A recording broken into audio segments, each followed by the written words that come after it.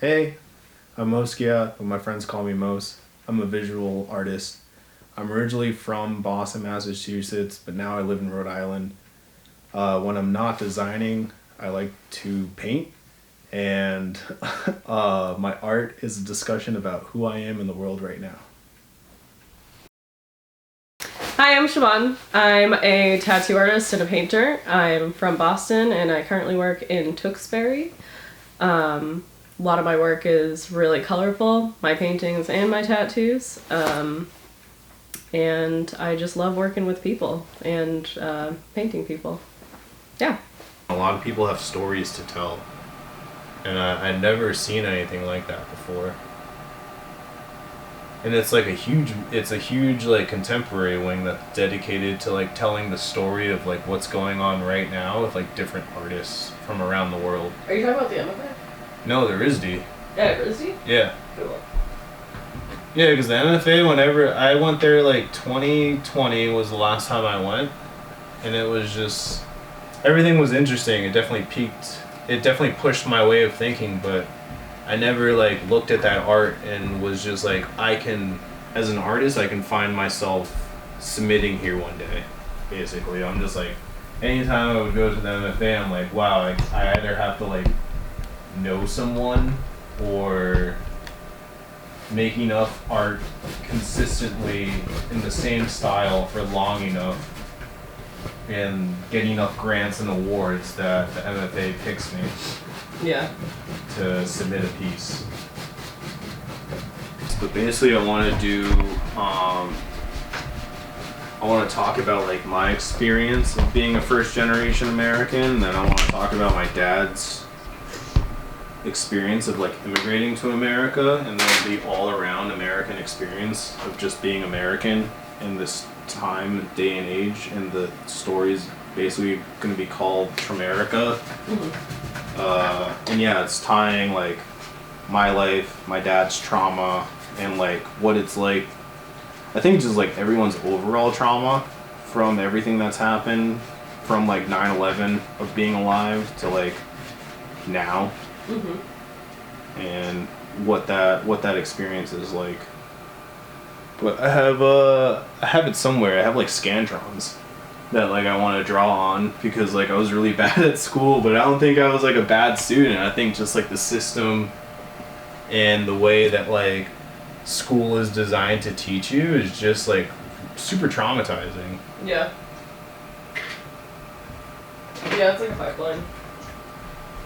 And then you kind of measure your own self on like how you do on that, and you're like, wow, I just like suck in general. Yeah, like there's nothing for me. Yeah, they make you think that like you're worthless, and then as soon as I got those Scantrons, like I showed my wife, and you get the heebie-jeebies when you see them. Still I'm 32 now, and I still get like my skin crawls whenever I see it, and that's kind of I think of the point of me getting them and to drawing them is to make them new again, and also to remind myself that like I wasn't a bad student. It was the way that school was set up for me to begin with is the reason why I failed, and I'm not a failure. It's like school is just designed to make you fail and also just reward people who are really good at taking tests. Yeah. I didn't like high school, but I liked college. I mean, that was fun. Yeah, what school did you go to? So I went to Mass Art. What'd you go there for? I went for illustration. Oh, same. Hell yeah. Yeah, it was like, no one ever really ends up like doing what they went to college for, especially like you can't really, it'll be cool. Hopefully one day they'll have it for tattooing. I hope like by the time we're like old, they'll have like tattooing at art schools. I hope they don't. No? No. I think it would be a whole lot of fun, especially to get your apprenticeship out of the way. Yeah, I mean like, I don't know, so tattooing is like a trade. Yeah. So like, to put that in the context of school and then having to pay like what you pay for school to learn how to do it. That's true, yeah. Would be like kind of crazy. Yeah. I guess, yeah, the most important thing is to, like, actually know how to draw Exactly. well. Yeah. And then you can take it to whatever medium you want. Yeah. Yeah, drawing's definitely first. I do want to learn how to tattoo soon, but my wife and I share a car. So doing an apprenticeship really is out of the question right now. But there's a guy in Providence that I really enjoy. We're both spiritualists, basically. Cool. So I've never really clicked with anyone so well right off the bat, and I was like, wow, I could spend all day with this guy and really learn from him. Have you talked about apprenticing under him? Yeah, and he said, like, whenever I'm ready. Oh yeah. Basically. That's pretty awesome. What kind of stuff does he do? So he did my Snoopy tattoo here. Hell yeah. But he does, like, pretty much anything. That's cool. And when he was, like, doing my tattoo, he would, like, tattoo a little bit of it, and he would, like, stretch it while he was doing it, and then he would put cream directly onto the... And I've never really seen people do that before. Maybe I've just gone bad tattoos, but I really liked the way he was doing it, and what we talked about. We also just, like, have the same, like, ideology about money, which is just, like, we do what we do because it makes us feel good, and, like, to find out more about ourselves. And while, like, it's nice to be paid, we're not really, like, our job isn't to shake people down for money or to make things super expensive. It's to, like, make as much work as we can that's good work while we're here. I don't know, we shared that really well. Bin, you're looking down at it. Yeah. And, like, in this case, I think I was at Macy's with my dad, and I, like, looked into a pile of Kermit's toys that I really wanted, and I never ended up getting. So I think that's what I wanted. I was like, man, I just want that feeling again, and, like, to be able to, like, I think this is the one I want, is, like, this Kermit specifically, to be able to, like, grab it and have it. But yeah, the more and more time spent revolving around this war and, like, being forced to listen to it, not even like there's a part of me that, like, listens into it to stay informed, but you can only stay so informed before going crazy.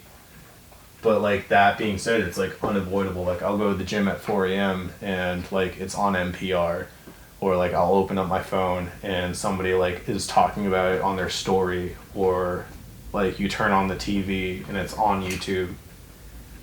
And I kept hearing Wounded Child, No Surviving Family.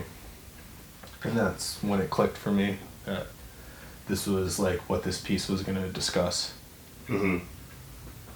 That's pretty interesting. And I was like, I really didn't want to make something so dark, but it turned out that way. Because, yeah, this was going to be my first, like, lighthearted piece, because my last piece was Garfield, like, being killed by, like, a rain of arrows. I Hate Mondays. Yeah, the I Hate Mondays piece. And that was, like, it's the same size as this one. So I just wanted to make something way more lighthearted. And while it's lighthearted to look at, when you, like, understand, like, what the pile represents, it makes it that much heavier, I guess. But I wanted to, like, I was like, in no ways can I change the title now. Like, What is the title? Wounded Child, No Surviving Family. Oh shit. Damn. Nah, man, I feel that, because, like, even just being, like, on Instagram, you know, you just, like, there's, like, those, you know, activists that are just constantly posting about that, and you just be scrolling, and then you see, you know, some skateboarding videos, and then you see, like, some food videos, and then you see, like, a pile of bodies. Yeah. You're like, oh, how did I get here? Yeah, exactly. But then you're like, fuck, this is...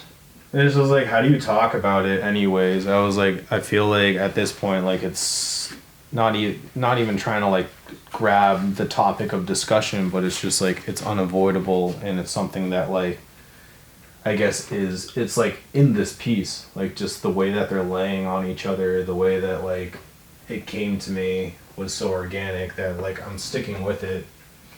And yeah, it's just, it's something that's tough to talk about, but I feel like it's such an easy piece to look at first, that I feel like I have to respect the art for what it is by keeping the name and letting people I'm not really trying to get in people's faces about it, because I know it's a very sensitive topic. That being said, it's I don't know, I just want to talk about it. Yeah, and it's something that needs to be talked about for sure. Yeah. Not an easy thing to talk about, but I definitely want to make it easier, but yeah.